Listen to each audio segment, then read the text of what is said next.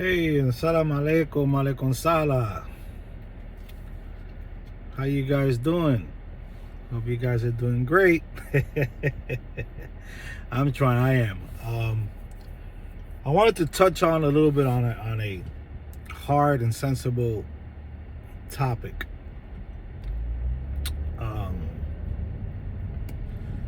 And the topic consists of animal sacrifice. There's a lot of people out here that do not understand the reason or reasons we do animal sacrifices. A lot of people think it's satanic. A lot of people think it's barbaric, inhumane, and from my understanding, it's just a lack of knowledge, of knowing other people's traditions, especially traditions that were here way before any other tradition was formed, or even a tradition that's been here almost since the beginning of time, where others or other faith-based system have gotten that part and used that in their own faith or religious belief systems. And you would say, why would you say something like that, Andy? Say, well, somebody looks at a santero or a palero in a video and would see an animal sacrifice being done, and will look at it as wrong, bad, barbaric, inhumane, disgusting. Why do they do that? But without the understanding, with the lack of knowledge. But at the same time, that person, and I don't mean here to down talk any religious faiths, I'm not here for that, but I'm going to give an example. And at the same time, you're either Jewish, Muslim, Christian. Let's just stay with those. So what happens is people forget that in their own faith, say it's some of them, not all. I mean, I'm not going to say all of them do it, but the most predominant ones here in the world will be those three. As far as we know. If you look at the statistics, Christianity is the highest. Islam is supposed to be the most fastest growing religion all over the world, and Judaism. It's the other one, right? All of them say that's those stem from the Abrahamic faith, which that's bullcrap, because it's not Abrahamic. You understand? Now,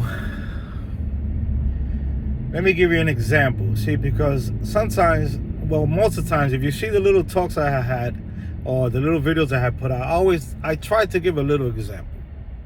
Okay, let's go into the biblical Torah, Old Testament,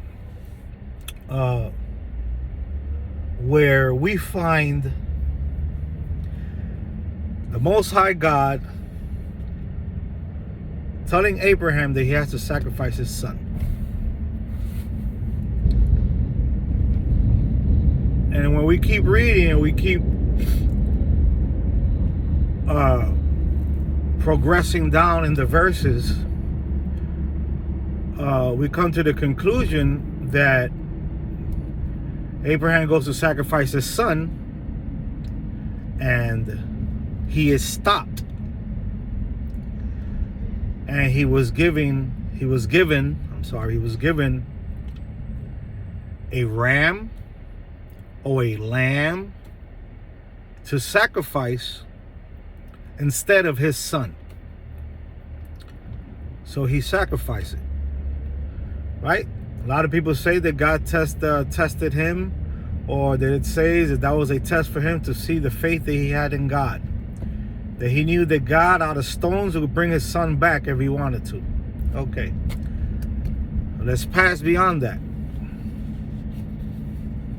Now we go into the New Testament, which is what usually the predominant Pentecostal Christian use, and they follow more the New Testament than the Old, because they say it's a new covenant.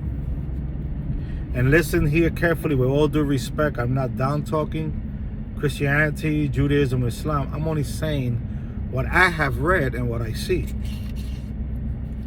The most important being or person in the New Testament is Jesus, right? Jesus Christ, the Son of God, the unbegotten, Son of Mary. He gets sacrificed like a lamb for the redemption, for the sins of, some people say humanity, some people say for the sins of the Jews, some people just say for the sins of mankind or for the world. Some say for the Gentile also. Okay. Spilling of blood. So people, we have to understand that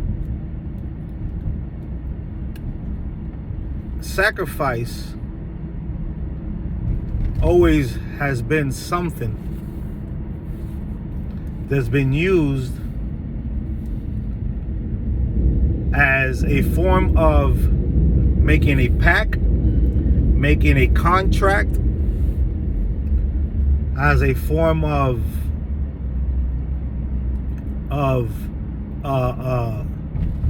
doing away with sin or evil. So when you look at some of the African-based religions or beliefs or way of walk or life, way of life, you see the animal sacrifice. Now, with the concept that I just gave you, we know that the blood is the source of life, right? Without blood, you don't survive, you don't live. Short of blood, you got to get a transfusion because you die.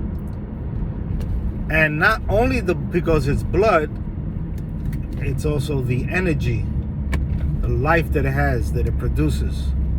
All right, but we're not going to get into all that.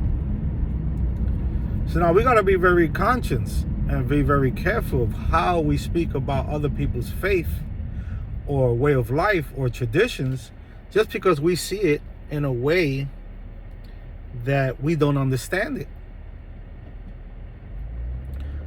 Okay, and you could say then, if you're a Christian, you could say, well, okay, Christ was sacrificed, and there won't be no more sacrifices.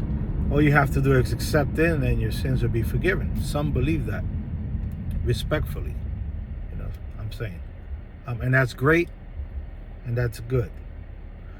But at the same instance, you have to look at, that was a human being that was sacrificed. That wasn't an animal.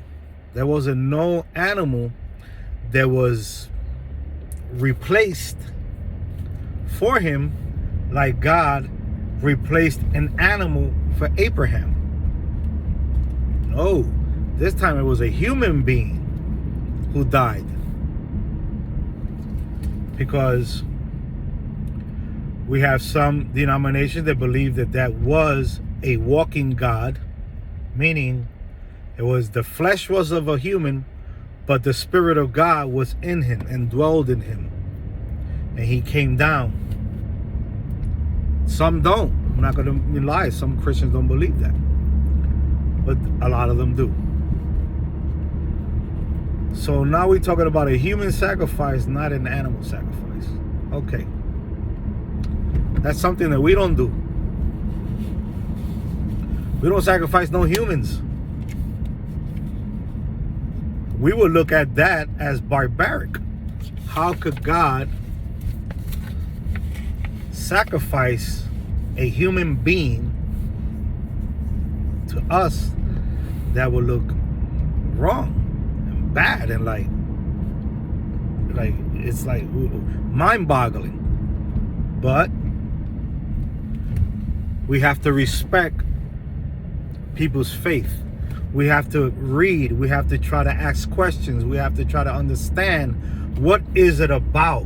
Why did it happen? You know, we just can't look at it and say, oh, that's demonic, oh, that's crazy, oh, that's barbaric. That's what I'm getting down to. You have to first learn a little bit about what you're speaking about in order to be able to give a full picture, paint a full picture of everything.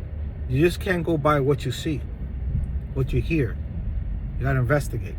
You got to do your due diligence and find out before you make somebody else's tradition or way of life less acceptable or less reasonable than your own. God bless and salam alaikum.